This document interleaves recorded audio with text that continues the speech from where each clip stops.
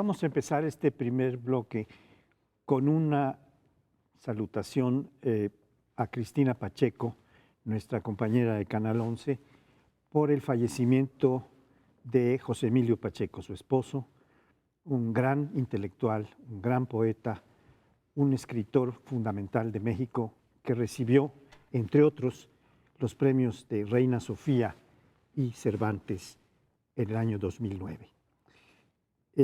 Ha sido una conmoción para el mundo intelectual y a propósito de esto vamos a tratar lo que en muchos programas de primer plano hacemos, que es el análisis del poder. Pero ahora vamos a aprovechar esta circunstancia para analizar la relación entre el poder y los intelectuales. Solamente agrego que es una relación difícil, constante. Hay una relación de intentos permanentes de cooptación de los intelectuales por el poder para que hablen bien del poder, para que legitimen todas las acciones del poder. Y hay una resistencia y una distancia que los mejores intelectuales ponen respecto del poder para poderlo analizar, criticar, juzgar. Este es un tema fundamental de nuestros días que dedicamos a José Emilio Pacheco. Que en paz descanse. Tal vez valdría la pena contextualizar un poco. En México es muy diferente a otros países en este terreno por el peso tan grande que se le concede al intelectual público, es decir, aquel que genera conocimiento sobre temas del momento y que por tanto tiene por fuerza que hablar sobre los poderosos, sobre el poder. Y lanzo como una hipótesis que parte de la importancia que tiene generalmente el intelectual público en México viene de la debilidad de la sociedad civil, porque al haber relativamente poca sociedad civil organizada, aquellos personajes que están hablando sobre los poderosos de manera automática jalan la atención, porque no olvidemos que en el mundo moderno, en el mundo posterior a la Revolución Francesa, la razón es el gran legitimador de la vida pública. Todo tiene que fundamentarse ya no en el derecho divino del monarca, sino en la razón, en el método científico. Y quienes tienen la función de ungir de legitimidad a lo público son los intelectuales. Entonces, esas dos razones creo que es lo que crean una situación muy tensa, muy difícil y muy complicada, porque quienes en el mundo académico estudiamos a lo público, tenemos que interactuar con los poderosos.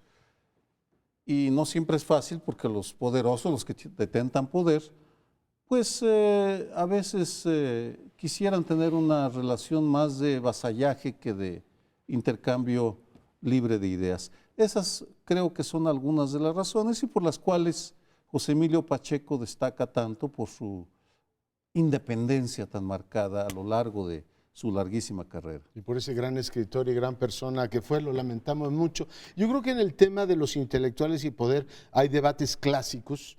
Alguno lo planteaba hace algunos meses, Lorenzo Meyer, en una entrevista que por cierto te dio a ti sobre el papel crítico del intelectual, necesariamente crítico.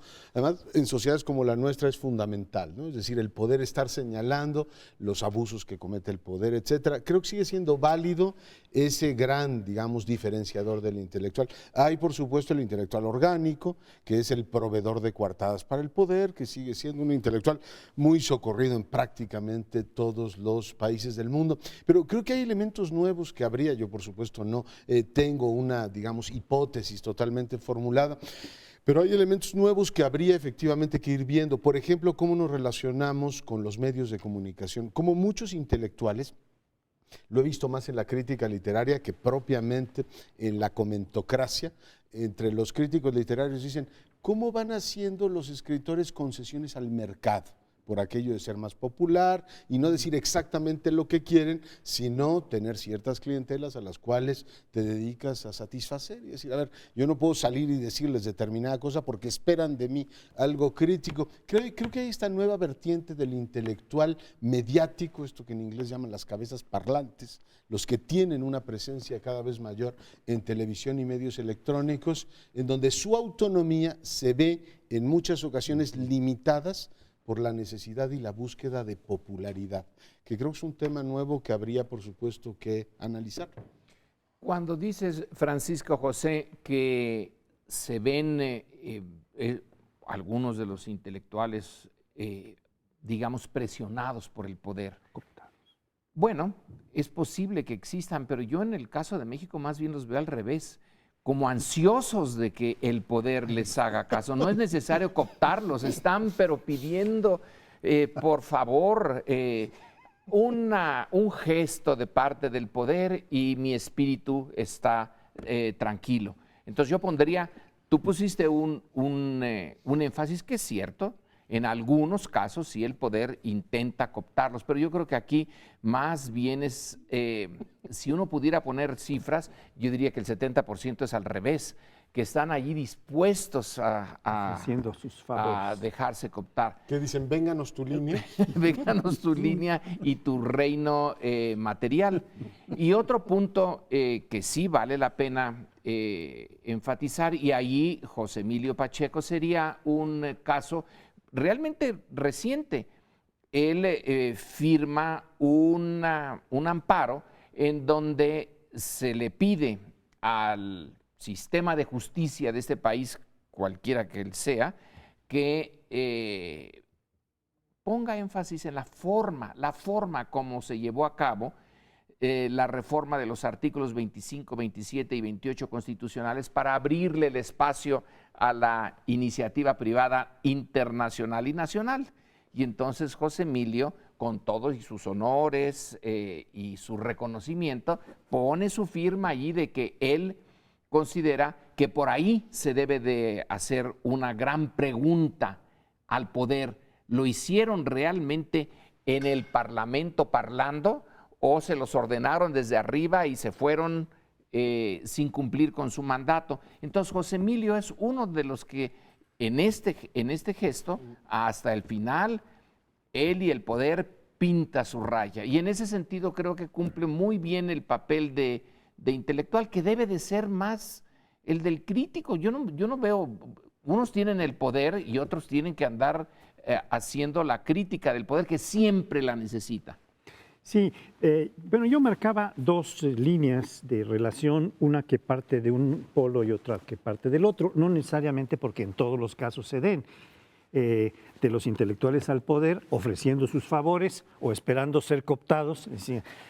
Había una frase muy bonita de Monsiváis en uno de sus ensayos, que por cierto fue muy amigo de José Emilio Pacheco y trabajaron juntos, dirigieron una revista juntos, etcétera. Era un movimiento del 68 el que estaba siendo descrito, y un muchacho estudiante, todavía no llegaba a intelectual, pero era un protointelectual, levantaba una pancarta en una de las manifestaciones que decía: no me repriman, corrómpanme. Entonces, esto es lo que tú sugieres que pasaba con, con muchos... Un pie de página, eso que ya dices, porque luego Monsiváis decía: estoy buscando a ese miserable que dijo que yo soy incorruptible. Sí, es de la misma línea, y es de estos intelectuales que están ya prestos, como diciendo, pues estoy listo para ser cooptado. Otros, en cambio, han sido cooptados después de algunos esfuerzos, y algunos han mostrado, a pesar de ya estar dentro del sistema, como Octavio Paz, que en el momento de los crímenes del 68 renuncia a la embajada de la India, que es una representación del Estado mexicano, en una actitud muy digna. Bien, existen los dos casos. Claro que a lo mejor tienes razón, y la mayoría de ellos son de los que están dispuestos y más bien predispuestos a ser cooptados desde que son jóvenes y niños, como este de la pancarta. Pero hay otros que, en cambio, no se dejan cooptar.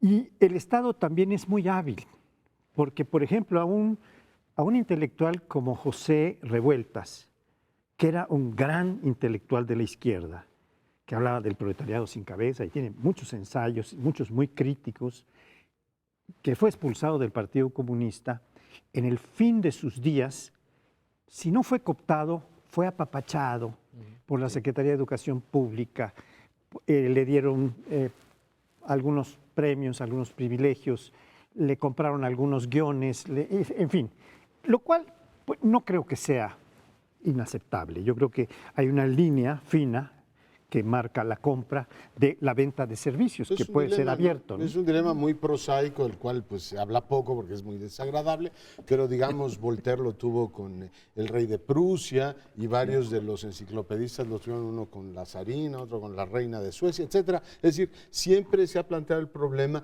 de qué viven los intelectuales. Claro. En este libro de Redentores de Krause, en donde toca el tema de Octavio Paz, hay ese asunto, ¿no? Es decir, el tema de Paz en algún momento de su vida es: ¿y yo de qué vivo? O sea, un poeta no tiene posibilidades de vivir. La autonomía es una cosa carísima. Y en muchos momentos de su vida, como muchos otros intelectuales en México, incluido Carlos Fuentes y otros notabilísimos. Fuentes dijo Echeverría o el fascismo y se fue de embajador a París. El dilema prosaico es: ¿yo de qué vivo? Es decir, no siempre tienes las posibilidades de mantener una intelectualidad crítica. Durante el mundo previo, cuando existía la Unión Soviética, había otros fondos de financiamiento y otros equilibrios que permitían a muchos intelectuales tener una actitud crítica con el capitalismo. Yo creo que ese tema, que insisto, es tremendamente prosaico, sigue siendo un tema fundamental de qué subsisten los intelectuales. Y lo digo por la crisis que hoy tienen los periódicos. Cada vez menos gente quiere pagar por leer lo que escriben. Entonces tú dices, pues llegará un momento en el cual o se venden a los grandes consorcios televisivos o mediáticos, y entonces ahí no dicen determinadas cosas, o se venden a sus clientelas por, digamos, popularidad. Digo, es una cosa terrible, pero pues también hay que hablarlo, ¿no? Parte de la autonomía es también eso, ¿no? Dos, primero un recordatorio, tal vez la figura más paradigmática de este dilema de la relación con el poder es José Vasconcelos, que de intelectual se une a Madero, es revolucionario, luego es funcionario, luego es candidato a la presidencia y se sale llamando a que se levante el pueblo en Guaymas cuando deja el país, y termina sus días teniendo que aceptar un trabajo como director de la Biblioteca México. De la Biblioteca México, porque tenía que vivir. Lo cual es cierto. ¿De qué viven los intelectuales críticos, quienes quieren hacer la crítica del poder? Y aquí tal vez de recordatorio habrá que mencionar el sistema tan perverso que hay en las universidades mexicanas, de que solo una parte del salario te lo pagan como salario y lo demás son todo tipo de compensaciones y prestaciones, lo cual te crea una vulnerabilidad enorme, porque pues lo que el SNI te lo da, un día al año siguiente te lo puede quitar. El diablo te lo quita. Lo que el SNI da, el SNI quita. El SNI Pues, quita. En realidad, y con el diablo se desquita. En realidad, una de las áreas en las que está uno muy protegido es la vida académica. Porque si uno cumple con sus actividades académicas, una buena parte de los académicos no son intelectuales en el sentido de salir a lo público y expresar sus opiniones sobre una variedad de cosas, sino que se quedan metidos en su especialidad, y está bien, y ahí hacen su trabajo y van a llegar hasta el final en esa parte. Pero otros se pueden salir de allí si han hecho su trabajo. Ese es un que no estaba antes. Esa es una base de apoyo a ir y venir, pero de todas maneras sí es realmente muy complicada el asunto. Hay un trabajo que me parece fundamental, que es el discurso de ingreso a la Academia de la Lengua de Javier García Diego, que hace un parangón, como las vidas paralelas de Plutarco, entre don José Vasconcelos y Alfonso Reyes. Es sus relaciones de ambos con el poder, empezando por la de Alfonso Reyes, que tiene esta tragedia terrible de su padre, don Bernardo Reyes, que es acribillado en el principio de la decena trágica. Bien, dejamos el tema de intelectuales y poder, que nos es literalmente muy caro, en sentido italiano, no norteamericano, y nos vamos a otro bloque. Mientras armaba el esquema mental para introducir el tema del segundo bloque, me di cuenta que desde hace ya varios meses, cada semana hablamos de seguridad. Desde un ángulo o desde otro, no paramos. Porque está marcando nuestras vidas, y en ese sentido lo que voy a hacer el día de hoy, voy a enumerar algunos de los temas que pasaron en la semana, simplemente para señalar lo más importante. Me concentro en dos. Primero, Michoacán. Sigue el avance de las autodefensas, ahora sí ya en abierta alianza con las fuerzas federales, cada vez es más evidente, aun cuando digan lo contrario, ahí están las fotos y ahí están los textos que muestran que hay un entendimiento, alianza estratégica o táctica, no lo sabemos, para acabar con los templarios. Y empiezan a salir ya noticias de que se está preparando una legislación para darles algún tipo de enmarque institucional. Pero también salen ya algunos indicios de que hay fisuras al interior de los autodefensas. Vamos a discutirlo, me parece, pero creo que sí estamos ante la consolidación de una nueva aspecto de la estrategia de seguridad del gobierno de Enrique Peña Nieto. Perdón. No, en ese mismo sentido menciono brevemente también la salida de el general de policía Óscar Naranjo, quien avisa a la presidencia, deja de ser el asesor del presidente de la República para temas de seguridad. Y está bien que haya salido el general Naranjo, no discuto si tuvo razones, si fue muy bueno, si fue muy malo, pero el hecho de tener un asesor externo, no era norteamericano, afortunadamente, y eso hubiera sido el colmo, pero detrás de esta estrategia de seguridad están los norteamericanos. Ahí está la iniciativa Mérida, que es más discreta relativamente, pero tiene más gente. Naranjo era uno solito, que vino de Colombia, se dejó caer aquí, lo pusieron y ahora se fue tan misteriosamente como vino, pero detrás sí están los norteamericanos. Y lo que decías de las autodefensas, pues no puede uno menos que señalar que es una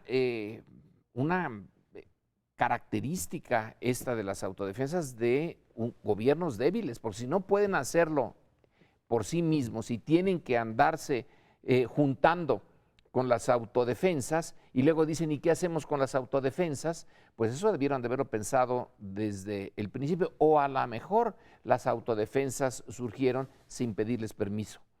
Y entonces sí se entiende que los toma de sorpresa y dicen, bueno, ¿y ahora qué hacemos con ellas?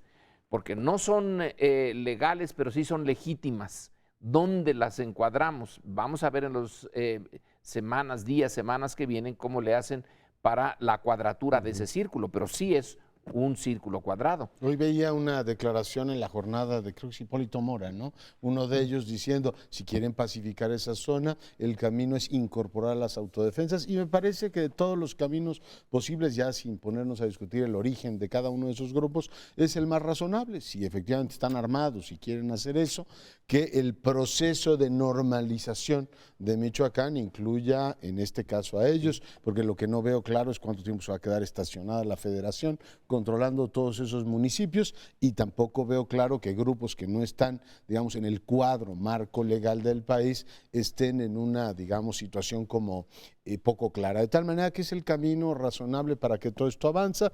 Dos guiños, uno sobre Naranjo, creo que es interesante, que fue utilizado en campaña para ganar credibilidad frente a los Estados Unidos en el momento en que preguntaban, oiga, ¿y qué estrategia de seguridad tiene efectivamente el nuevo gobierno del PRI? En su momento cumplió esa cuota, ¿no? De decir, a ver, Naranjo va a estar aquí, y ahora sale. Los momentos en los cuales claramente el gobierno está retocando, no me da tiempo de extenderme, pero retocando su estrategia en prácticamente todos los ámbitos, desde el despliegue territorial hasta muchas otras cosas.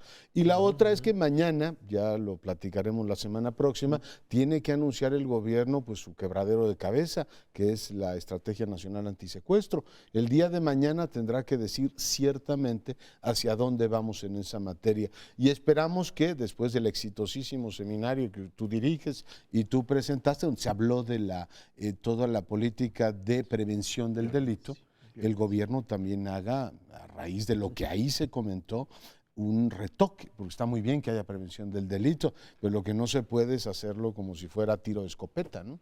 Yo tomaré donde dejaste una parte de tu exposición, Leonardo, una hipótesis, la hipótesis de la salida. Tú decías una buena hipótesis, creo yo, sobre la entrada del general Naranjo para justificarse o para darle a los Estados Unidos una buena señal de que iba a seguir una política que les es muy grata, ¿no? Una política de seguridad pública. Y ahora, como va a seguir otra, entre las cuales están algunos brochazos de esta estrategia, que es legalizar, porque ya están legitimadas en alguna medida, sobre todo las autodefensas de Michoacán, que habría dudas todavía sobre algunas de Guerrero o de algún otro lugar. Como ya está en proceso de incluso legalizarse, se está hablando de que se está preparando una ley que procesaría el ingreso formal de las autodefensas hacia el reconocimiento con una ley, y este procesamiento viene paulatinamente después de muchas acciones en las que los autodefensas han tomado decenas de municipios, han combatido incluso directamente a los templarios, con muertos, con una aportación, una cuota terrible de sacrificio de sangre, y con toda esta protección que virtualmente y después muy efectivamente ha ido dando el Ejército, la Policía Federal, a los líderes de las autodefensas que hemos comentado en estos programas. Y entonces yo creo que ahora el general Naranjo, que prescribió otro tipo de estrategia y que se pronunció abiertamente contra las autodefensas, pues tiene que salir.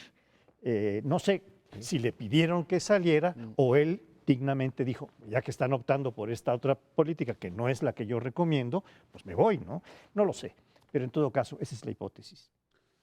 Ya que hablas del general Naranjo, que estuvo, por cierto, en el seminario del Colegio de México sobre violencia que modera permanentemente Lorenzo Meyer, yo estoy ahí más coordinador administrativo más que otra cosa, pero los planteamientos que hizo durante ese evento fueron bastante razonables. Lo menciono por lo siguiente. Tenemos el fenómeno de la violencia y al mismo tiempo tenemos la construcción de un conocimiento de manera muy acelerada para explicar la violencia.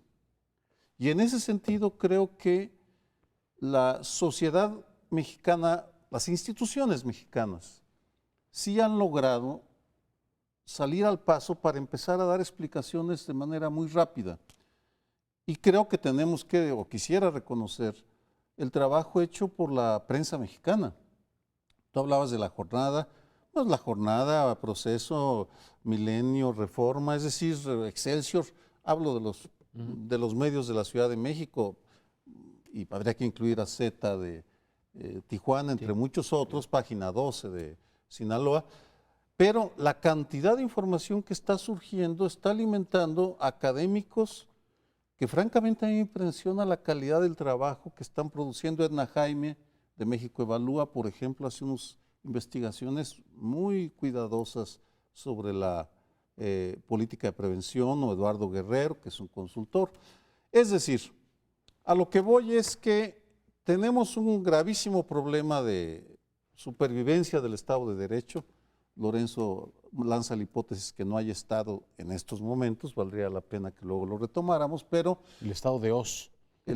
Pero al mismo tiempo que la amenaza es gravísima, también están saliendo voces, mentes, analistas, medios que están pudiendo explicar razonablemente al auditorio que se interese qué es lo que está pasando, o al menos lanzar hipótesis que permitan estar reflexionando sobre todos los temas, porque al menos en esta mesa ningún tema jamás ha sido callado.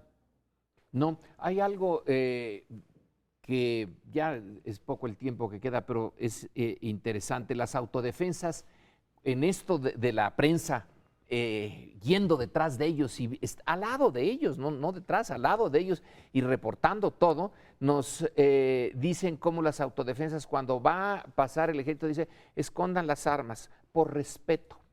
Y luego ya cuando pasa el ejército, sáquenlas otra vez. ¿En qué situación nos encontramos? Por respeto, le esconden las armas un tiempecillo y las vuelven a sacar una vez. O sea, vámonos a hacer tarugos todos un poquito, porque la realidad es tan compleja que más vale que nos hagamos como que la Virgen nos habla durante un rato las dos partes. Originalmente se dijo no a las autodefensas, no, hay que desarmarlas, y todavía quedan unas autodefensas en prisión, que eso tampoco lo entiendo. Tú siempre dijiste, Sergio, aquí la estrategia es que el Estado les está dando, el gobierno les está dando paso libre. Entonces, ¿por qué hay unas autodefensas en prisión? ¿Dónde está la libertad? ¿O hay algo que unos hicieron y que otras no hicieron? En fin, Yo tengo la impresión de que es por momentos. Hay un momento en el que efectivamente estaban todos en contra de las autodefensas, que era la política que se habían comprometido con Naranjo, con los Estados Unidos, etcétera. Y hay otro momento que es el actual, después de muchas acciones y de haber legitimado su presencia con la aceptación, como decía Sergio en algún programa anterior, de muchas gentes de la opinión pública diciendo, sí, 70% aprueba las autodefensas, que se ha cambiado la estrategia estatal del Estado mexicano y están ahora aceptándola, ¿no? No tengo la impresión de que el tema de las autodefensas pasara por el diálogo bilateral o que los Estados Unidos sugirieran una política concreta para eso. Entre otras cosas, porque en Estados Unidos tienen un problema en muchos casos similar a ese. Además, es, como se ha documentado por muchos de los compañeros periodistas, sumamente variado el tema, ¿no? Tienes desde claramente fuerzas legítimas implantadas en las comunidades hasta algunos francamente sospechosos, que este señor quién sabe dónde llegó y de dónde saca su armamento, pero más allá de eso, lo que sí creo es que el Estado mexicano no ha tenido una política clara respecto al particular y ahora está empezando a abrir un camino que es la normalización de todas estas fuerzas para incluirlas en una solución de Michoacán. A punto, simplemente para terminar, se le criticó tanto al gobierno de Calderón que no tenía una estrategia de salida. Yo les pregunto a ustedes, ¿hay una estrategia de salida en el Michoacán de hoy? Sabemos que entró la federación, que hay un comisionado designado por el propio presidente, pero yo no tengo ni idea cómo va a terminar eso y supongo que necesariamente tiene que pasar por el concurso de algunos de esos grupos de autodefensa que se queden como policías locales. Por supuesto que no hay estrategia de salida, vamos, es una estrategia en construcción porque nadie anticipaba la explosión de energía que inicia en febrero del 2013, hace un año, cuando surgen las autodefensas. Por lo pronto, terminamos, regresamos en unos segundos. Bueno, pues en este tercer bloque vamos a abordar el tema de la izquierda desde dos ópticas. Una, el pronunciamiento, bueno, la afirmación que hace Marcelo Ebrard de que el PRD o parte del PRD o lo que sea, el PRD tal cual, anda del brazo y por la calle con el gobierno, una cooperación muy estrecha que Ebrard señala, esa no es una fórmula adecuada. Inmediatamente le sale la respuesta, obvio, desde el PRD, no, nosotros no hacemos componendas con el gobierno. Bueno, nos queda a nosotros como público decidir si sí o si no, si hay elementos para sostener la sospecha de Ebrard o no. Y luego, por el otro lado, está el avance en la organización de Morena. Ahora ya se cumplieron todas las asambleas, dicen tener más de los militantes que necesitan para que se les dé el registro como partido, pero lo interesante es las afirmaciones de Andrés Manuel López Obrador en dos sentidos. Una es que el objetivo central ahora de Morena es desde luego llegar al poder y una vez que esté en el poder, ¿qué cosa es lo que va a hacer? Deshacer las reformas que ha llevado a cabo el gobierno de Peña Nieto, en particular, desde luego, la reforma en materia energética, pero no es la única.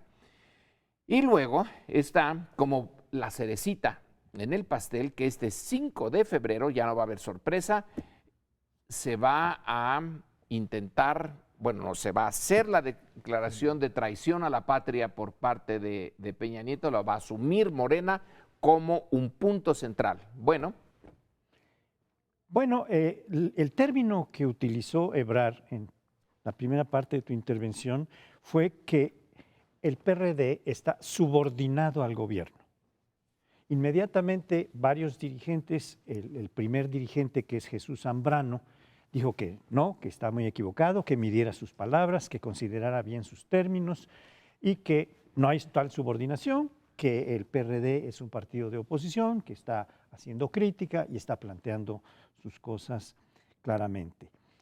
A mí me da la impresión de que esta afirmación de Marcelo Ebrard es una cierta aproximación a Morena, con quien ha tenido, con López Obrador, ha tenido una relación muy buena, diríamos, ¿no? En términos generales, porque cuando se disputaron la candidatura a la presidencia de la República o cuando se planteó esta posibilidad, que nunca fue una disputa tan real, finalmente una encuesta terminó determinando que iría López Obrador y lo aceptó Marcelo Ebrard. Marcelo Ebrard ha estado bastante cerca de López Obrador en diversas ocasiones.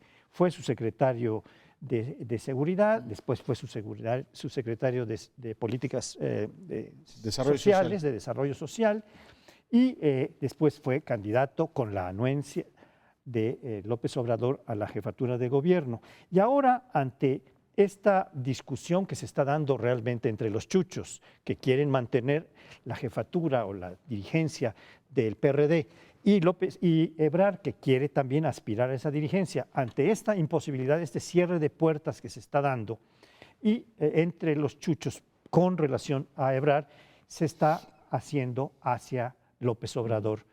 Me da la impresión, no estoy seguro, pero me parece que ese es un movimiento político claramente. Yo tengo tres lecturas. Observable. Una, López Obrador aparece ayer y está vivito y coleando después del, digamos, el problema que tuvo. El hombre llega con una gran fuerza y con esto quita algunos rumores e inquietudes en su propio movimiento. Si Martí Batres se molestó que porque el hijo asumía el liderazgo y dice claramente, a ver, aquí el líder soy yo y estoy en perfecto estado de salud, por supuesto, con los cuidados que tendrá que tener. Yo creo que es un dato político importante.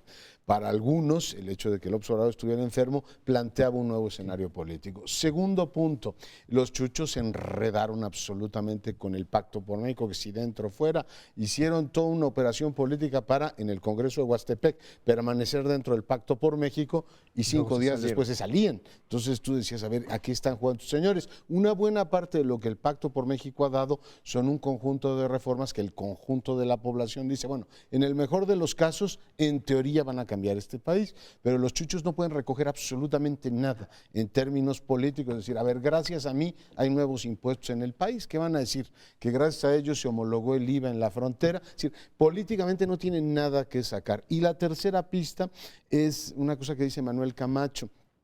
Dice, a ver, el tema no pasa necesariamente por un acuerdo con los chuchos. O sea, el gran asunto de la izquierda es una especie de cuadrado en el cual están López Obrador, naturalmente, Cuauhtémoc Cárdenas, Marcelo Ebrard y Miguel Ángel Mancera. Es decir, el tema es qué tipo de acuerdos, y supongo que esto se va a dar después del 15, una vez que López Obrador diga, a ver, Morena tiene tantos diputados y el PRD tiene tantos diputados. Sobre esa base van a dialogar, pero supongo que el debate sobre la izquierda de cara a las elecciones de las presidenciales siguientes va a ser, y creo que en eso tiene razón Camacho, lo que decían estos cuatro personajes. Creo que pase lo que pase y hagan lo que hagan, el PRI de Enrique Peña Nieto tiene campo abierto para imponer sus políticas durante los próximos años.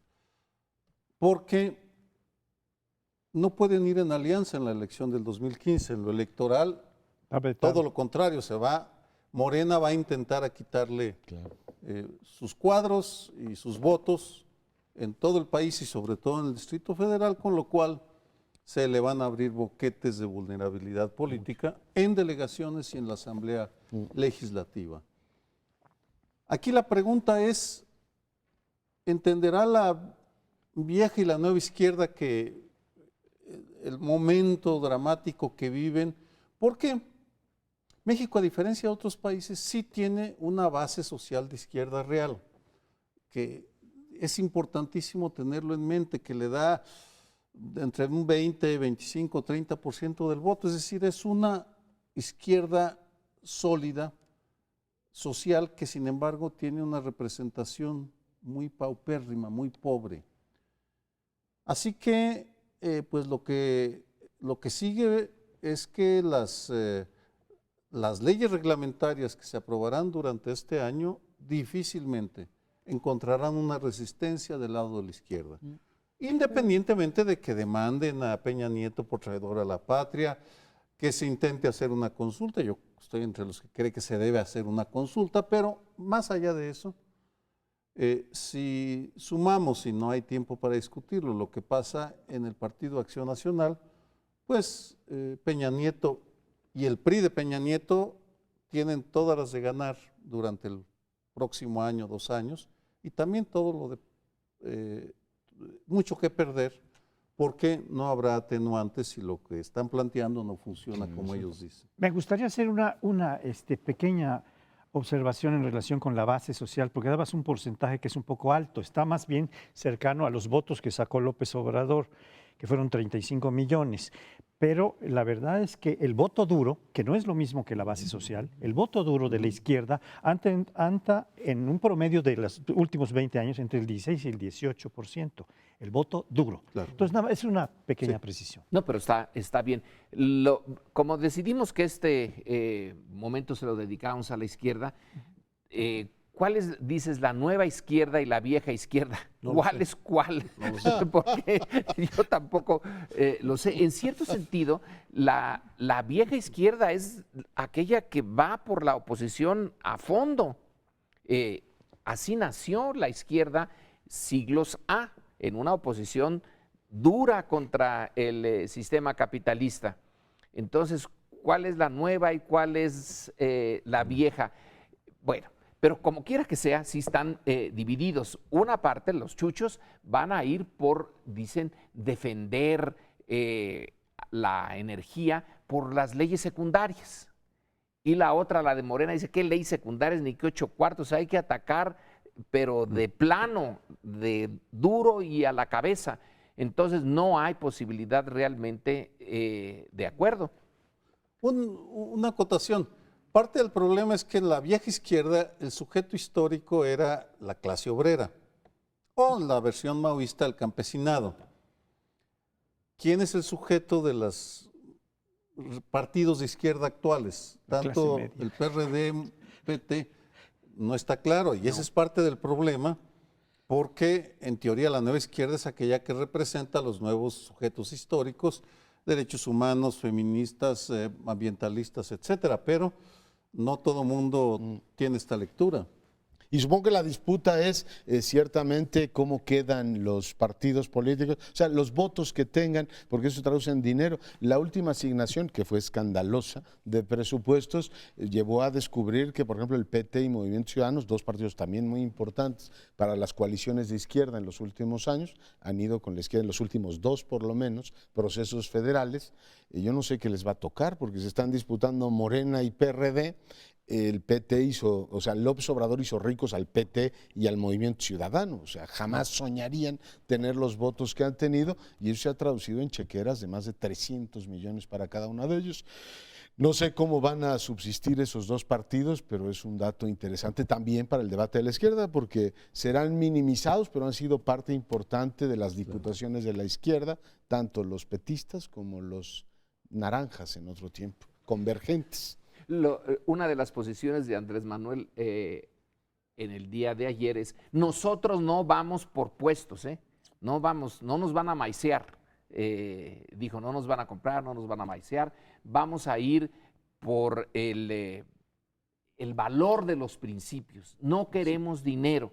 Ahora, como partido político, pues van a tener que recibir dinero, pero dicen puestos no, y esa es otra de las formas como se están diferenciando de los chuchos, que los chuchos parecen decir puestos sí, lo demás quién sabe, denos los puestos, ya luego averiguaremos para qué.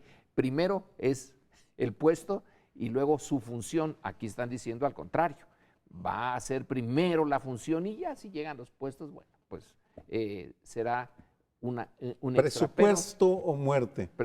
Nos vamos, espérenos en el siguiente bloque. Bueno, y en este último bloque de Primer Plano les planteo que discutamos temas de cifras. No son muy agradables, pero cifras al fin. Hoy me encontraba con una encuesta de Ulises Beltrán en Excelsior, en el cual el 62% dice que está peor económicamente que el año anterior y el 80%, 8 de cada 10 compatriotas, está resintiendo brutalmente la cuesta de enero por el aumento de la gasolina, por los nuevos impuestos, por lo que ustedes quieran. 80% resiente la cuesta de enero. Nos enteramos también que a partir de la reforma fiscal, todo aquel que gane 750,000 pesos al año forma parte de las rentas más altas de este país. O sea, estás ya ligado con los magnates de Forbes. Bueno, pues un diputado a la Asamblea Local, o sea, comparando lo que es el peso que lleva la gente, un diputado a la Asamblea Legislativa, mayoría, por cierto, del Partido de la Revolución Democrática, se llevó en diciembre 765,000 pesos. Es decir, lo que una renta alta gana en todo el año. Me parece ¿Como increíble. aguinaldo o como...? Conjunto, aguinaldo y gastos. Es decir, tienen en el integrado gastos de promoción que lo utilizan, como todos ustedes Gestión. ven, para promocionar su cara y decir que su informe, probablemente compra de votos, pero lo dejo ahí, lo que llaman ellos gestión política. Oigan, 765,000 pesitos. Y el tema es, oiga, pero yo lo uso bien. Yo pongo preparatorias, me decía una diputada en la mañana, otro dice que compra despensas, es decir, el compradero de votos a lo bestia, pero al mismo tiempo una cantidad de dinero sin ningún tipo de control o escrutinio por parte de los ciudadanos. En fin, lo pongo sobre la mesa, es un ejemplo más del abuso que en este caso el cuerpo legislativo del Distrito Federal hace de la mayoría que tiene y no parece comprometido ni con la austeridad ni cosa que se le parezca. Y lo terrible de lo que estás diciendo para quedarme en la Asamblea Legislativa es que es la izquierda que gobierna. Es decir, aquellos que se afiliaron a una corriente que lucha contra las desigualdades de todo tipo, abonan a la desigualdad, que es, no en mi opinión solamente, sino habría las cifras para demostrarlo, el gran problema de este país. Porque mientras ellos ganan esas cantidades, los recién egresados andan agarrando trabajos, los licenciados, los jóvenes que se titulan, andan agarrando trabajos sin ningún tipo de prestación, sin ni de seguridad, y en donde sea porque no hay trabajos bien pagados. Y mientras vemos que ya en el plano del sector privado, la acumulación que hemos visto en los últimos 30 años es escandalosa. Lo terrible es cuál partido entonces de los que hay ahora tiene una fórmula para atacar de una manera más frontal, más efectiva la desigualdad, que se refleja en los salarios, no solamente en los salarios, pero los sueldos son el indicador de muchas de las cosas que andan mal en este país. Y bueno, si los que van a tomar las decisiones que nos van a afectar a todos, nuestras formas de vida, tienen una forma de vida muy distinta de la del grueso del país, entonces, ¿cómo toman esas decisiones? Si ellos viven en una realidad muy distinta a la del resto, pero toman decisiones sobre el resto.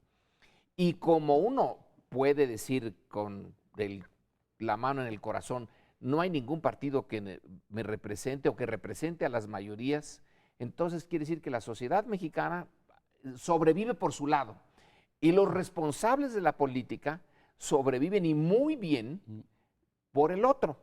Y en el medio realmente no hay nada.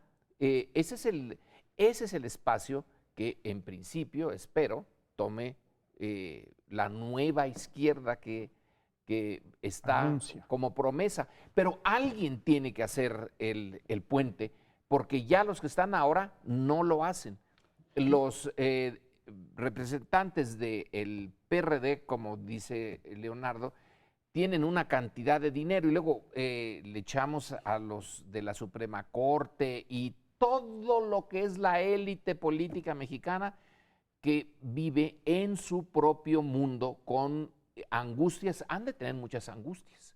¿Qué haré después de que termine esto? ¿A dónde me iré? ¿Me recibirán en tal parte? Etcétera. Pero no son las angustias del mexicano común y corriente y por lo tanto el sistema político tiene una disfuncionalidad ahí, sus representantes no representan más que a ellos mismos. Esta cifra que daba Leonardo de 700 y pico mil pesos que se llevan a fin de año los diputados a la Asamblea Legislativa es solo el 10%, es la punta del iceberg, por eso digo el 10%, de toda esta corrupción en la que la izquierda ha entrado desde hace mucho rato. Quiero decirles que en el último gobierno del Distrito Federal, que de parte del PRI, que en realidad era designado el jefe, se llamaba regente o jefe del departamento del Distrito Federal, era Óscar Espinosa Villarreal, la mitad de las acciones de vivienda, como se llaman a todos estos créditos que se dan para comprar, transformar, remodelar, etcétera, vivienda, eran para la nueva Tenochtitlan, organización que formaba parte del PRD y que comandaban entonces Dolores Padierna y Bejarano.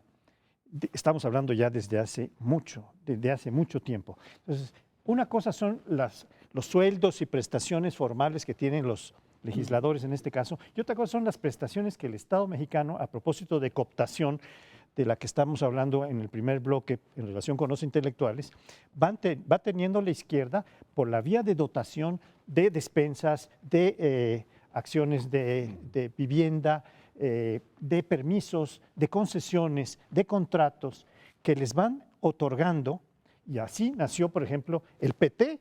En Durango nació para combatir al PRD, pero comprado por el gobierno. Y esta es una vieja historia, es la del poder corrompe, que decía Lord Acton.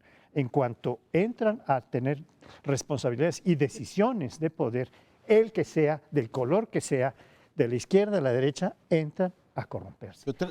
Tres elementos estructurales. Uno lo decía Lorenzo Méndez, cuando tienes una élite que piensa en esos términos, que tiene acceso a esos bienes y vive absolutamente separada de lo que es el problema cotidiano de la gente, dicen, hay un pesito más a los refrescos que les duele. No, claro, si ganas 765,000 pesos, un pesito, 10 pesitos, no viven el dolor de la gente. Esa es una. La segunda es el asunto del maiceo institucionalizado de los diputados. No me voy a extender, pero la mayor parte de los gobernadores de este país compran a los diputados, incluidos a los de la oposición, a partir de eso. Hay toda una discusión todavía no del todo clarificada que el gobierno federal, al momento de repartir presupuesto, dice, a ver, tú diputado, aquí te van 50 millones para que tapes agujeros en tu distrito y a partir de ahí hacen gestoría y con eso consiguen los votos para el presupuesto. Y aquí en el Distrito Federal es, ahí te va la lanita. Dicen ahora, son 765,000. Claro, cuando le tocó a la senadora Barrales, que en ese momento era la presidenta de la Asamblea, repartió 2 millones por diputado. Vamos mejor, de 2 millones a 765,000. Mejorado. Pero tienes esta práctica funesta, que es que estén haciendo gestoría, y esa gestoría se traduce, perdón que lo diga así, en compra de votos. Y como dijo un partido religioso de Colombia, si quieren competir, y la única competencia posible es comprar votos, pues también nos vamos a dedicar nosotros a comprar votos, y lo único que están consiguiendo por esa vía es pervertir y depravar más la política. Pero no se sienten un poco como francés de poco antes de la Revolución Francesa. ¿Por qué? En el sentido de que podemos decirlo aquí, podemos escribirlo, y hay la información, todo está demostrado, pero no pasa nada. Eso sí. No hay reformas. Y en ese sentido, esa es la sensación que llevó a los Estados Generales en París antes de la Revolución Francesa, porque la anécdota real o inventada sobre María Antonieta y los pasteles es muy representativa de esta sensación de que es irracional, es inmoral, es absurdo, está corrompiendo a la izquierda, está corrompiendo a la clase política, pero no hace nada, como cuando van con María Antonieta, que estaba en Versalles, que era la residencia de verano, y le dicen, el pueblo de París tiene hambre. Pues que coman pasteles. No tiene que pan, les den no tiene pan. pasteles. No tiene pan. Pues que coman pan. Pues que coman pasteles. ¿Y quién sería la María Antonieta de nuestros tiempos? Pues Dolores Dolores Padierna. Padierna. Tú hablabas de Dolores Padierna. ¿O quién te gusta? Ahí en el PAN, en el PRI, en todos lados, vamos. ¿Cuál es? Los moches, por favor, no nos dejes fuera. Los de los del PAN. moches Es en que el eso es PAN. Oye, escandaloso. y lo que dice Francisco José, Lord Acton, el poder corrompe y el poder absoluto corrompe absolutamente. Nosotros vamos a modificarlo, porque aquí no hay poder absoluto. No pueden con Michoacán, pero están corrompidos absolutamente. Entonces, el poder... Pero parcialmente cada uno se lleva su pedacito de pastel, hablando de María Antonieta. Sí, y sin que haya poder absoluto. Aquí lo peor es que ya no hay el poder absoluto y siguen absolutamente corruptos. Vamos a decirle a Lord Acton en el otro mundo que su Tesis está propuesta equivocada. vamos a modificarla. Pues ya nos facilitaste el desahogo, que no sé si el auditorio Muy bien. aprecie. Pero pues nos tenemos que ir. Muchísimas gracias por acompañarnos una semana más en el primer plano. Nos vemos aquí la semana próxima.